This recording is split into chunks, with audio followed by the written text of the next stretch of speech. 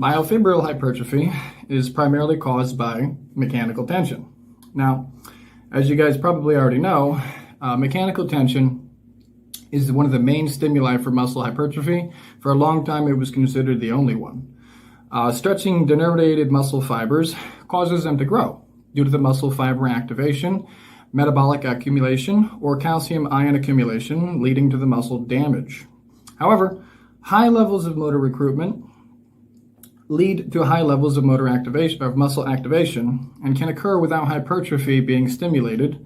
This will occur during fast movements like jumping, running, sprinting, as these actually primarily use your tendons. Only when metabolite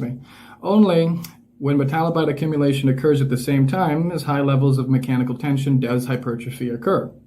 Now, once again, muscle damage can occur without hypertrophy being stimulated. It is important you understand this because a lot of people will literally be doing these forms of activities expecting muscle growth, which will not occur. Muscle damage occurs after musculature contractions that involve high levels of mechanical tension.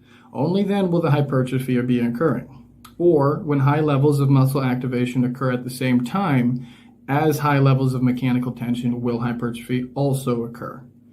Now, eventually, your body will be adapting to certain levels of intensity. And of course, the beginner and intermediate level styles of training will no longer provide the intensity required to cause adaptation. Now that your muscles have reached a level where they are very comfortable with high intensity and intense muscle contractions, you need to utilize new methods which will allow for extremely intense muscle contractions, while also slowing the buildup of the metabolites on the onset of oxygen to death, which prevent ultra-intense effort.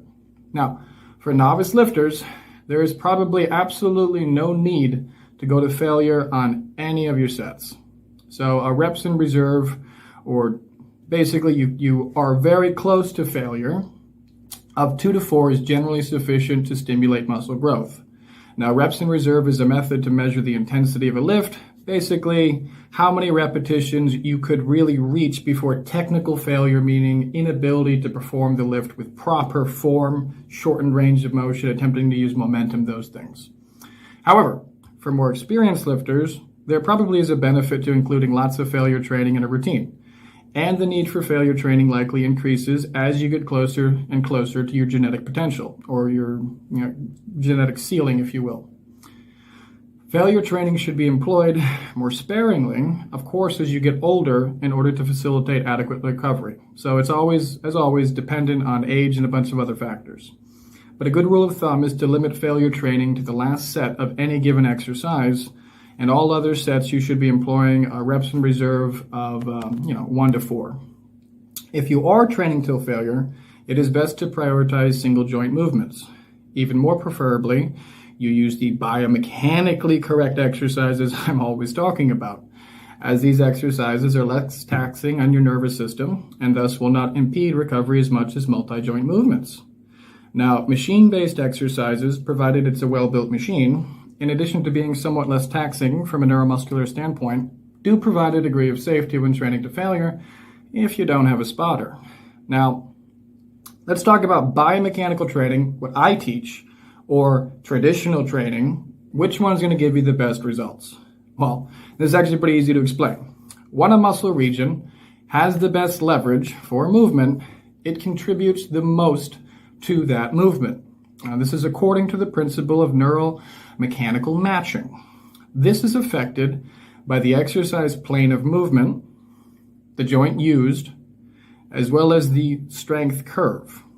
Now, different intersegmental interactions can also affect the relative activation of all the muscles involved in each exercise, as well as the amount of motor unit recruitment level achievable.